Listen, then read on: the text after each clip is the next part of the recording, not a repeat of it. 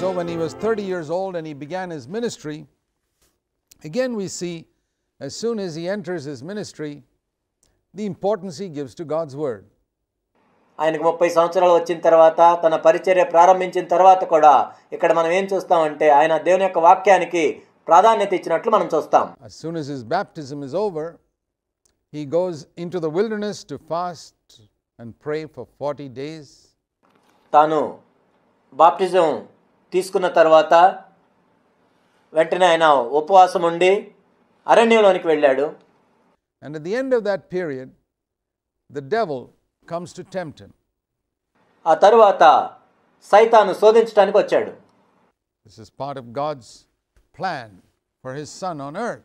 దేవుని యొక్క కుమారునికి ఈ భూమి మీద అది దేవుని యొక్క ప్రణాళిక అయి ఉంది.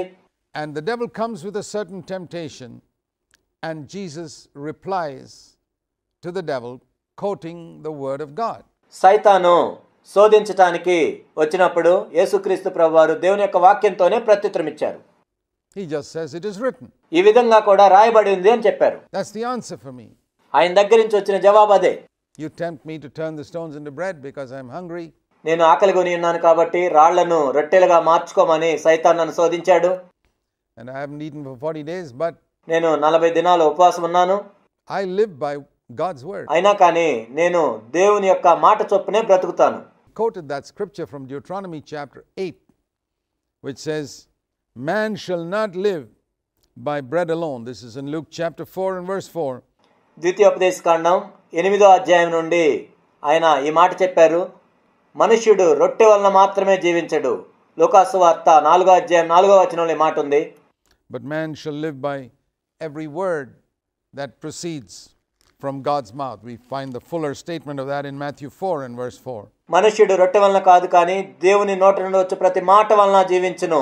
ఈ పూర్తి వచనాన్ని మనం మత్తయి సువార్త 4వ అధ్యాయం 4వ వచనంలో చదువుతాం.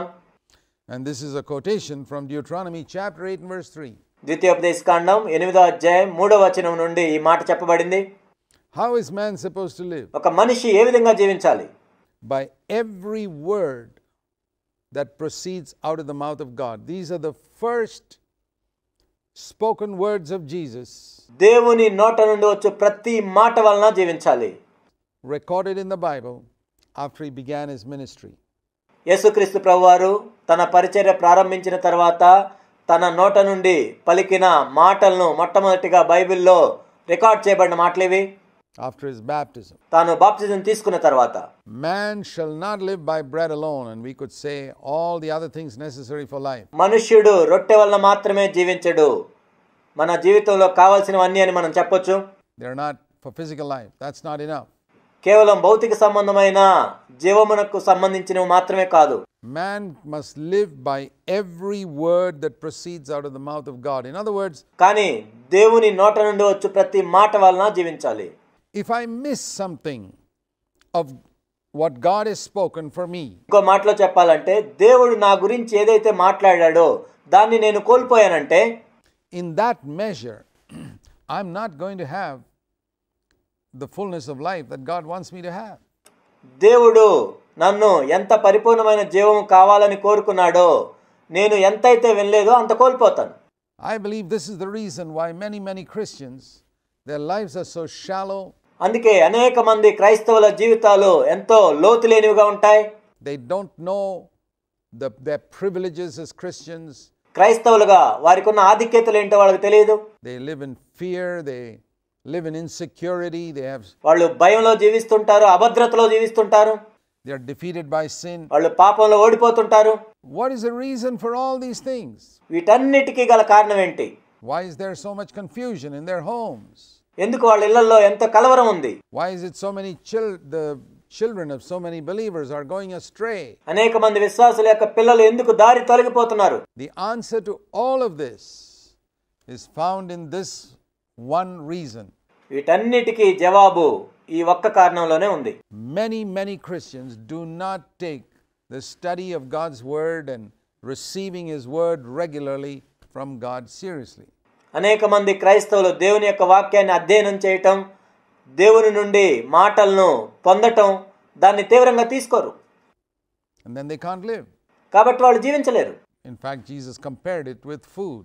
నిజానికి యేసుక్రీస్తు ప్రభువారు దీన్ని ఆహారంతో పోల్చారు. Man shall not live by bread alone. We all know that we need food in order to be strong. మనుష్యుడు రొట్టె వల్ల మాత్రమే జీవించడు. మనందరికీ తెలుసు, మనము బలంగా ఉండాలంటే మనకు ఆహారం కావాలి. We need food in order for our life మనం జీవించడానికి మనకు ఆహారం కావాలి. to continue on this earth. ఈ భూమి మీద మనం కొనసాగటానికి మనకు ఆహారం కావాలి. And Jesus compared to the word of God to that. అందుకే యేసుక్రీస్తు ప్రభువారు దేవుని వాక్యాన్ని ఆహారంతో పోల్చారు.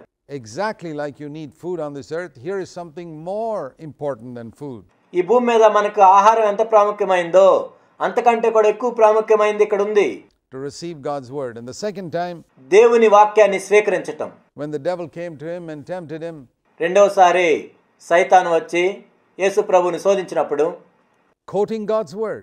అపవాది వాక్యంతోనే శోధిస్తున్నాడు. You see, when the devil saw that Jesus was a person who would quote God's word, అపవాది చూశాడు యేసుక్రీస్తు ప్రభువు దేవుని యొక్క వాక్యాన్ని చూపిస్తున్నాడు అని తెలుసుకొని he also quoted God's word to lead Jesus astray, as it were. సైతాను కూడా యేసుక్రీస్తు ప్రభుని దారి తొలగించడానికి వాక్యాన్ని వాడుకుంటున్నాడు. Saying, why don't you jump down from the temple? Because it is written that he will give his angels charge concerning you. Matthew chapter 4 verse 6. మత్తయి సువార్త 4వ అధ్యాయం 6వ వచనంలో నీవు ఆ దేవాలయం ఎక్కి దూకవచ్చు కదా, దేవదూతలు నిన్ను కాపాడతారు. And then Jesus said, but it is also written, కానీ ఈ విధంగా కూడా రాయబడింది అని ప్రభు చెప్పారు.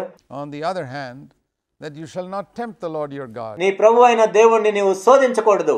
And so we learn something else about God's word from Jesus' reply there. కాబట్టి దేవుని యొక్క వాక్యం విషయంలో ఇంకొక విషయాన్ని కూడా మనం ఇక్కడ నేర్చుకోవచ్చు యేసుక్రీస్తు ప్రభు ఇచ్చిన జవాబుని బట్టి. And that is, the devil may use a verse of scripture by taking it out of its context. అదేంటంటే సైతాన్ ఏం చేస్తాడంటే దేవుని యొక్క వాక్యాన్ని కూడా అసందర్భంగా తీసుకొని నీకు చూపిస్తాడు. And Christendom is full of examples in 2000 years ఈ 2000 సంవత్సరాల నుంచి మనం చూసినట్లయితే క్రైస్తవ్యంలో అనేక మంది ఈ విధంగా చేశారు. of cults and groups who produced all types of strange teachings. తప్పుడు మత శాఖల వాళ్ళు, వేరే వేరే మత శాఖల వాళ్ళు దేవుని యొక్క వాక్యాన్ని తీసుకొని తప్పుడు బోధనలు సృష్టించారు. through taking a verse out of context ఒక వచనాన్ని అసందర్భంగా తీసుకొని and building a doctrine around it దాని చుట్టూ ఒక సిద్ధాంతాన్ని తయారు చేసి and building a denomination around that doctrine. ఆ సిద్ధాంతానికి అనుగుణంగా ఒక మత శాఖను కూడా సృష్టిస్తారు. And they don't realize it's the devil who's quoting that verse to them. It is written.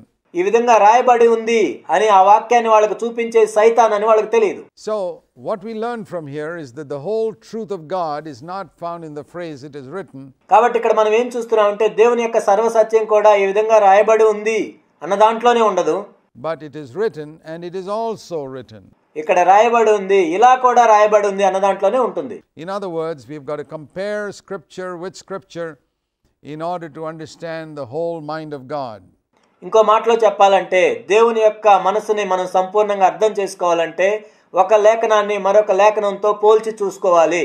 And that is why it's very important, if you want to really make progress in your Christian life, to study scripture carefully. అందుకే నిజంగా నీ క్రైస్తవ జీవితంలో నీవు అభివృద్ధి చెందాలి, ముందుకు వెళ్ళాలి అంటే దేవుని యొక్క వాక్యాన్ని నీవు తీవ్రంగా చదవాలి.